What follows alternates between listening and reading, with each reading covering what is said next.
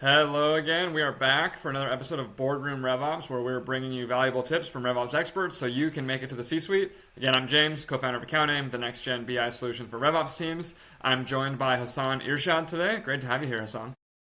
And nice to be here. Thank you for having me. Of course. Hassan has climbed the RevOps ladder all the way to head of RevOps, which is why he's a great guest for the conversation, and is now the founder of the RevOps consulting firm RevInfinity. Hassan, before I steal your thunder, do you want to share your background in a bit more detail for folks?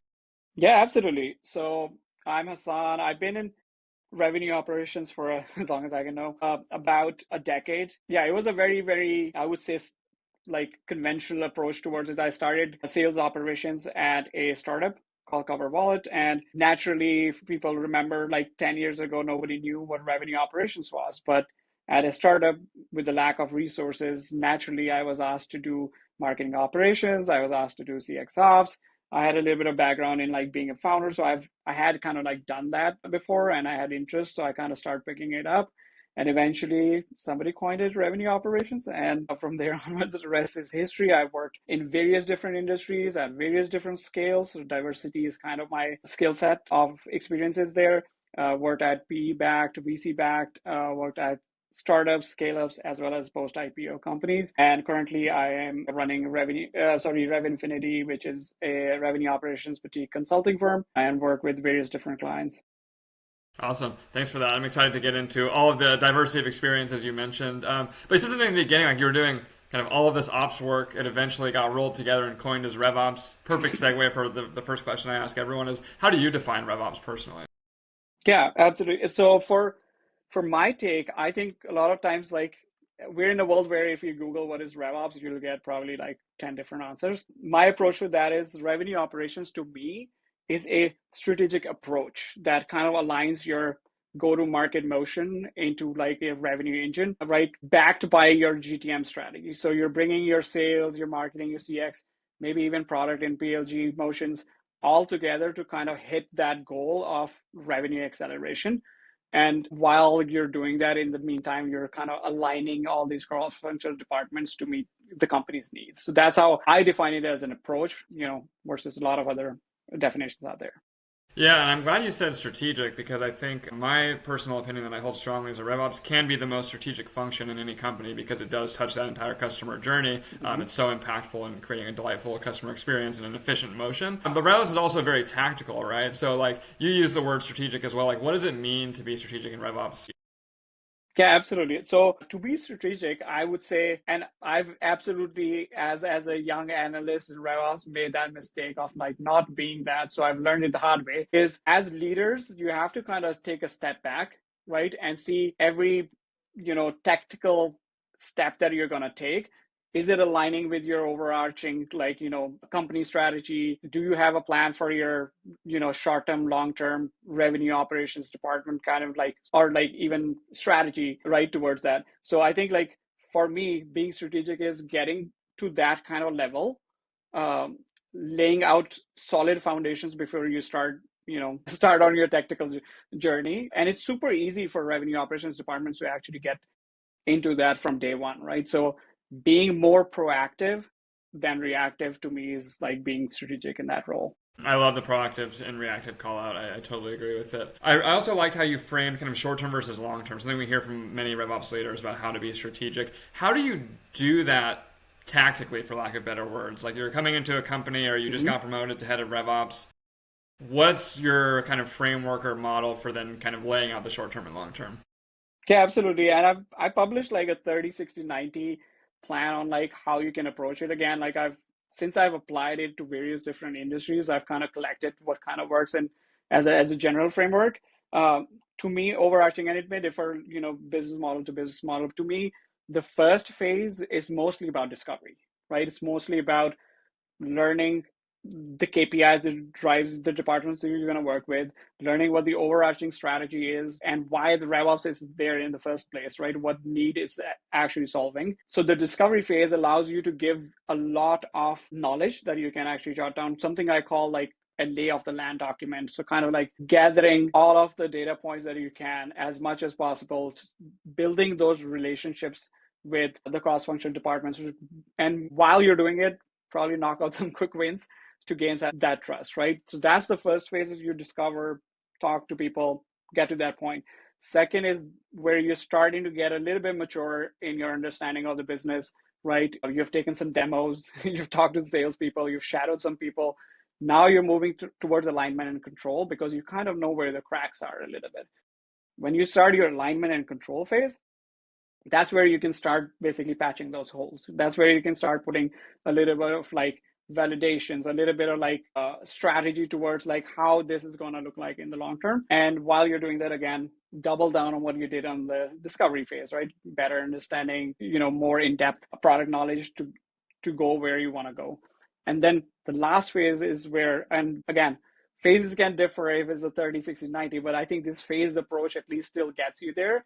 And the last phase that you would be talking about is your vision and execution, which is where you start drafting what your long-term strategy looks like, right? So if you break it down into these chunks, I feel like that's a pretty natural progression towards like having a 6-month RevOps roadmap or a year-long RevOps roadmap, and constantly revisiting that every quarter to see if you're actually, hitting the goals.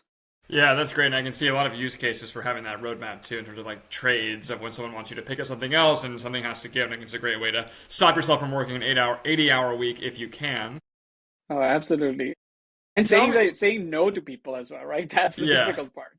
Yeah. So totally. People underestimate the power of no. And like, if you have a clearly laid out roadmap, just like product does, right? If you bring something to a product team, they're like, hey, we have a roadmap to follow.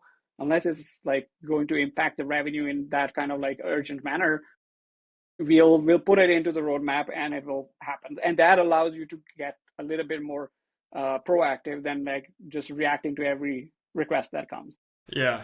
Tell me a little bit more about the long-term strategy part of what you just described. I think what you laid out is perfect and really tactical and helpful for discovery and for alignment, for getting quick wins. I think it's such a great playbook.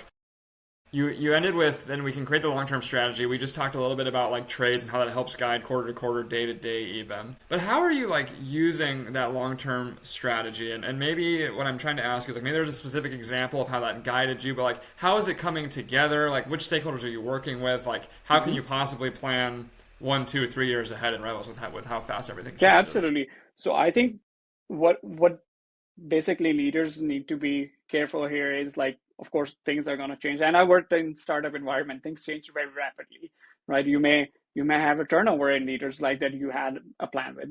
What RevOps, a good revenue operations system needs to be is adaptable to these changes, be ready to be flexible in order to kind of like mold your strategy towards it. But how do you get there is like, as you're establishing this, you're establishing very clear goals and KPIs for your team. But also, as you know, revenue operations works with all these departments. If you're not tied to any of these KPIs that these departments have, you're kind of like, again, siloing yourself, and your goal is to break those silos with everybody else. So one time, one of my leaders asked like, hey, like, what's the KPI for revenue operations? I was like, all of the ones that you see for sales, for marketing, for CX are my KPIs, right? Because I am aligned to that. I want to make sure all of these teams win. So if I'm far away from it, it does not work. So getting to that point, having your long-term, if you're working in tech stack, like what is the long-term tech stack strategy? A lot of times people get lost in there as well because you own a tech stack, you kind of like work with 10 tools. Are you going to consolidate that in the next 6 months or a year? Where is this going? If you have a hiring plan, you kind of can align, because revenue operations is in that position to work with the HR team, work with the finance team. You know the sales models, how the hiring is going to be. Is your system scalable enough or not down the line? So I feel like asking all those questions in your discovery phase kind of allows you to hit home the vision and execution part. And that's how you can build out for the next year, even 2 years down the line. That's great. I think that's really helpful. We jumped right into the weeds, which I loved, kind of the whole goal of this conversation. I'll pull us back briefly. I want to hear your best advice for kind of getting a seat at the table with leadership. It's one thing to be strategic. I think you can be a very good strategic RevOps leader, but still not have that seat at the table, not have that say in kind of what's happening with the company. I feel like you've done this in your experience. So any advice on that front, how you can make the jump?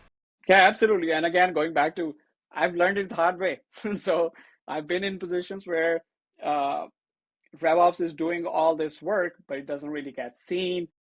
RevOps is doing that work, but you don't have seat on the table. You just get instructed, like this is the direction we're going. But in order to change that, right, you need to start speaking the language of the leadership. You need to, like, for example, if, and I've seen this operators making that mistake a lot, like sitting in meetings with C-level, trying to tell them what flow is broken and why it's broken and what field we're going to change, right? You're Now making me that's not uncomfortable just saying that.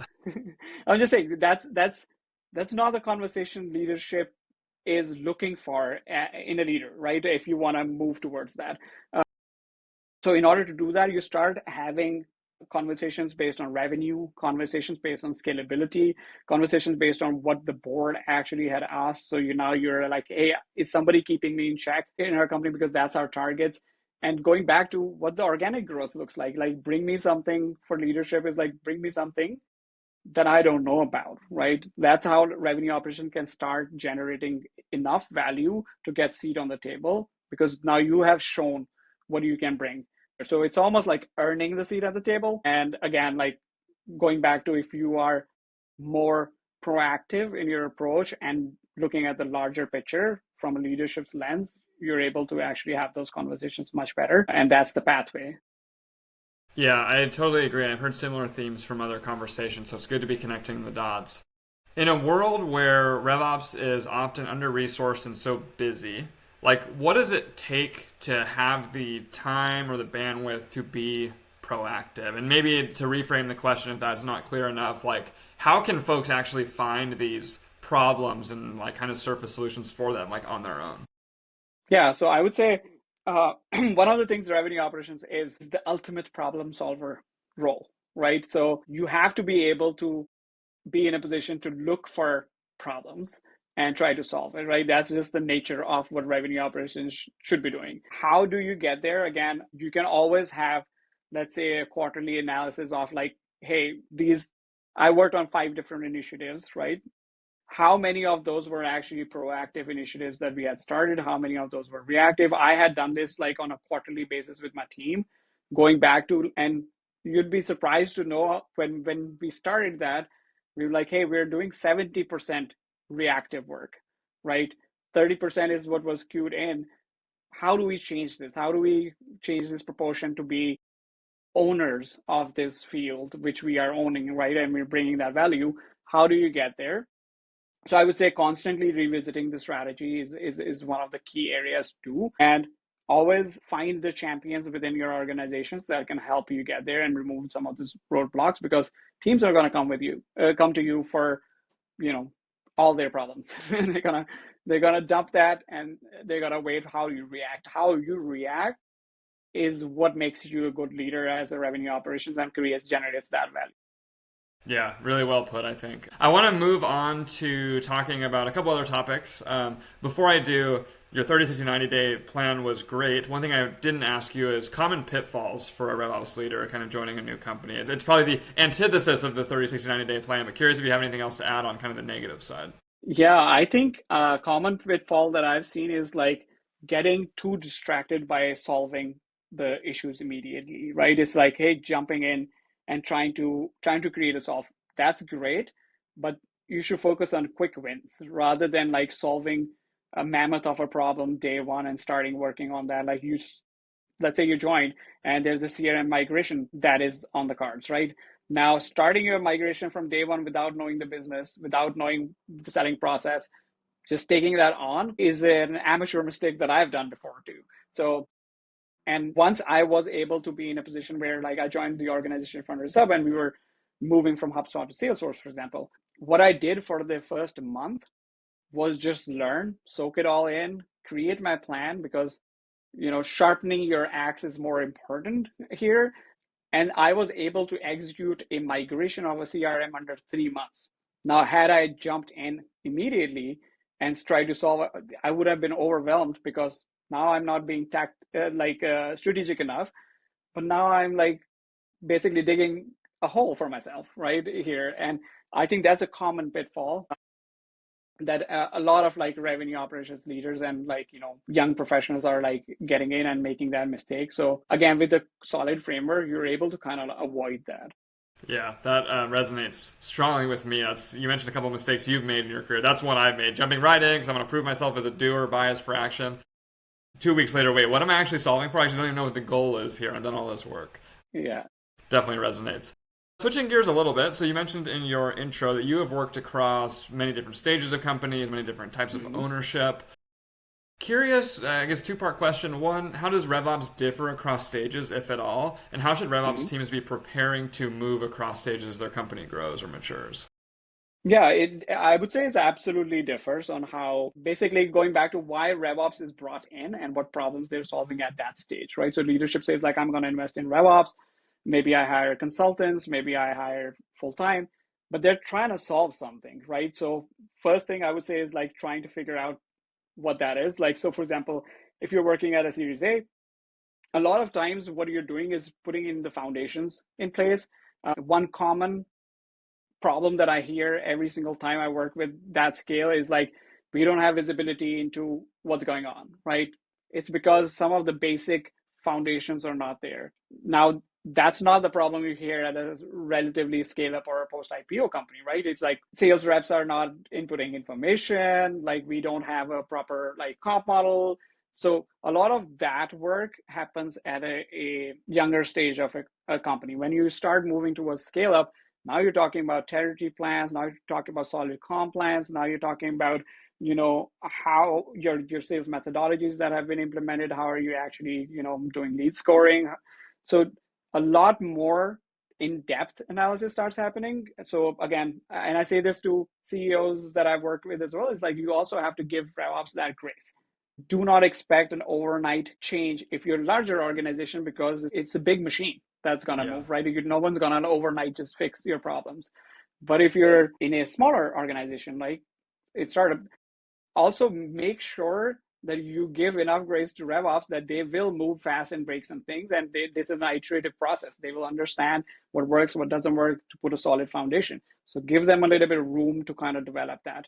And yeah, post IPO companies, I would say that's now the machine is built and what you're making is minor tweaks, right? So you're making sure forecasting accuracy is increased. You're making sure pipeline coverage metrics and all the KPIs are actually, reliable, making sense, right? So all of that, I would say it differs from where you start and what purpose you're actually trying to solve. Really helpful layout. From a career advice perspective, let's say one of the listeners is, I don't know, RevOps associate or manager, maybe has a couple of years of experience, or maybe they're just brand new trying to get into RevOps. Those are very different skill sets at both ends of the spectrum that you just described, very different scopes of work. Like, what would you recommend? Where would you recommend someone start if they're trying to cut their teeth in RevOps? Yeah, I would say uh, all of that like spectrum requires RevOps to still be analytical and constructive thinker. So I would say either of those, like to get into revenue operations, is perfectly fine because what you're trying to learn is maybe a portion of that machine, how it works, right? That's totally fine. Day one is not where you need to be all over the place all the time, right? So I would say start from there and do not be constrained in like that you can, because you're working on compensation model, you can't know about territory plans. You can absolutely, like it's a learning, right? You can absolutely learn that. You work with them day to day. You maybe sit on sales meetings, you understand their behavior. You work with marketing on a regular basis. If you want to look at lead funnel, again, learning, there's no one stopping you from learning within an organization or even outside, right? There's enough resources. I would say always be curious and then move towards it. And starting point should be pick up those analytical skills on how you approach, be a problem solver, and move towards that. That's great. Yeah, if there's enough team members to go around, or even if it's not the case, like people always want an extra pair of smart hands, right? And so I love the quote that, there's no shortage Yeah. of learning, especially in a growing company. Last question on kind of the stage related topic and back to the company level or the RevOps function level. Like, do any key milestones from a RevOps perspective stick out to you as you think about company growth? Like, for example, if a company didn't have X by Series B, they'd be in big trouble, or anything like that folks should be thinking of? There's all the time. I think so. This may slightly differ what I mentioned, like working with the PE backed and a VC backed companies. With VC backed, you'll probably find like more aggressive targets in terms of like, hey, we need to be there in terms of ARR by the end of the quarter, by the end of the year, right? So I would say work towards that because again, you know what the company's entire goal is at the end of the day. Of course, as RevOps, as good RevOps, you always go down and bake in a little bit of cushion to make sure like you're going to hit that.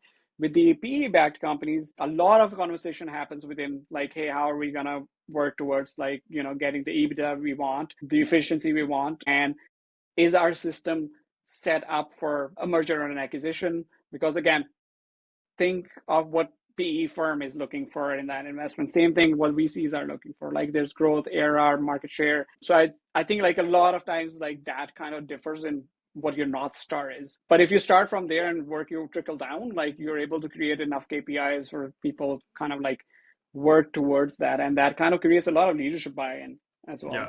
Yeah, that's great. I think that leadership buy-in is so important so you don't get your priorities changed every month or faster. Final topic now. You and I talked a little bit about team building before we hopped on this conversation, so I wanted to kind of dive in there. Maybe I'll start broad. Like, what do you look for in RevOps folks when you're hiring for your teams? Yeah, and I think we talked about like how I've basically hired people that did not have a revenue operations Yeah. background, right? I think again, going back to you can go through a ton of like bullet points on a job description, right? But what is the essence of the person that you're looking for, right? This person needs to be owner of that domain, right? So if you show ownership, right, to me, again, you're a good fit. If you think like an operator, you think like process, right? So you can tell like, hey, this person's persona is an operator, right? And getting like always looking for efficiencies there. How do you judge that again at the end of the day? Like once you start asking questions, are you a problem solver? I love to throw in like a couple of questions there just to check like how the brain works, right? Are you a constructive thinker? If I threw in a problem you did not have data with, what are you gonna say, right? Again, you don't need to be a RevOps expert to answer some of these questions. And then once you're in, do you show a sense of urgency? Are you coachable, right? Do you learn and improve and work towards that excellence? If all of that is true, everything else can be taught. So that's how I've approached at like early stage companies. Of course, once I worked in later stage companies, I was looking for like, more seasoned people who'd fit that profile, but also have that some experience under the belt. Mm-hmm. You mentioned you could train people up. How do you train folks without RevOps experience? Like, what's your playbook or philosophy there? Yeah, I think so. And something like, again, for revenue operations, it's very hard to kind of find or define KPIs around, right? Because it could be a little bit like gray. So what I like to do is give it a little bit more structured approach there. So projects are, for example, ranked. Like how did we do in terms of projects? How did we, again, and that what I do is collect feedback back. Because if you're a good revenue operations leader or any leader, your goal is to get the max out of your, direct reports and help them realize their potential, right? Mm-hmm. And I take the analogy from maybe soccer, right? Now you're a coach. What you're trying to do, you get a star player, but this A-star player doesn't know they're A-star. Maybe you do. That's why you're managing them. But you have to coach them to get there. And how do you do that? You help them realize where their strengths are, help them show where their weaknesses are and kind of improve and kind of like be the coach. Mm-hmm. Hey, these are the frameworks that you can use to kind of improve that, constantly learn, right? And kind of like celebrate their wins, encourage them towards it, help them kind of like flourish. And that's where like I think it's a hallmark of any good leader. Yeah, well put. We're almost at time here. Final question, and then we'll go into a quick rapid fire finish. Any advice for people who aren't in RevOps that are moving into the space? This could be tactical, it could be philosophical. Yeah, any thoughts there? Yeah, I would say, again, going back to the earlier point, there is an ocean of knowledge out there, right? What you want to build is, again, pick a problem, right? And go deeper in it. Try to understand what tools are at your play. Because, again, it's at the end of the day, it's problem solving, right? If I give you a problem with no tools, no data, nothing, how are you going to approach it? So pick problems that are around you as you're working take a more strategic approach and then see where your tactics go, right? Bring in tools from outside that maybe you discovered that nobody knows about. How are you going to get from point A to point B in the most efficient manner? So I would say anyone who's starting and are in RevOps in those younger roles, try to build that muscle. If you build that muscle, again, that's a scalable skill that you can kind of apply again and again and again, and that allows you to kind of like, be world class. That's great. We're just about out of time here. We'll do a quick rapid fire finish. First couple words, first sentence that comes to mind. I'll tick through a few here. The biggest myth about RevOps? That they are the CRM admins. If you could fix one challenge in RevOps, what would it be? I would say attribution. Probably it's a hot topic. That's a good one. Very tactical. And then how would you describe a great RevOps leader in 3 words? A great RevOps leader, I would say strategic, data-driven, influential. That's great. I love it. That's all the time we have. Hassan, thanks so much for joining us. This was super interesting and helpful. I'm excited to get out into the world. If anyone listening has questions for Hassan, I assume it's fine to reach out directly, or you can funnel your questions to me and I'll track them down for you. And of course, if you have any questions about accounting, don't hesitate to reach out. Thanks again, Hassan. It was great. Thank you for having me.